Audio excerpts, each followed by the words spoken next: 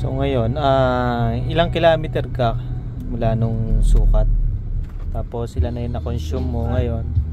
Is 992 tayo umalis, no? Ngayon, 1,128.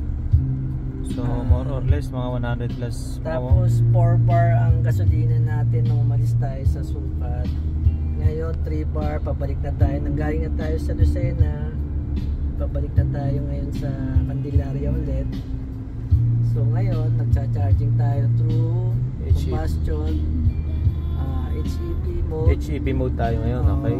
So, sinet ko ng 80%. Yung charging mo? Charging. So, magta-transition lang yan pag umabot ng 80% to. Okay. So, yung na-explain ko dati na yung binahe mo ng travel natin na gamit ng combustion, napupunta na sa battery. So, which is hindi na sayang. Gets mo? Ayos ah. So, nakailang ano ka na? Nakailang full tank ka na? Mula nung binili mo to? 2 full tank. Ang total trip ko ngayon, tingnan ko lang ang total trip ko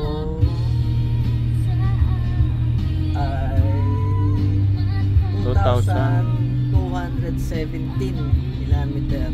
Anong date yung day 1 mo? Day 1 is 13. 13. Friday the 13. June 13 ko binili ito eh. June 13. So ngayon, June na, July, ilang araw na lang, 1 month na. So nakakadalawang full tank ka pa lang. 2 full tank pa lang, pero grabe ang tinakbunan natin. So sulit talagang happy ako dito, no? Ang isa pa siguro sa ma-advise ko sa mga buyer, kaya ako siguro binili itong plug-in hybrid na sasakyan. Sa mga buyer dyan, gusto ko lang paalam nila, naka-solar kasi ako sa bahay. Yun, sulit na sulit pala yung solar mo, no? Oo, so malaking bagay kasi sa SM, huwag ka nang umasa makapag-charge doon dahil pag-aari na ni BYD ang SM. Na yung nakapila na. Lagi na lang sila doon. Lagi na lang sila doon. So, anong masasabi mo naman sa aircon? Sa aircon naman, lagi ko nga siyang inaano eh. Nililihis, sobrang lamig kasi. Yun, talagang medyo ayos ang air conditioning nito. Actually, 4 kami sir, mga guys, 4 kaming nasa bumiyahe. Iniwan lang namin sa Candelaria yung 2 adult. So ngayon babalikan namin sila. So yung EP natin, kumain tayo ng 107 kilometer range lang tayo. Hindi tayo nakaabot ng 120 battery. Sa battery kasi unang-una 4 tayo. Pangalawa is medyo mahataw tayo kanina eh.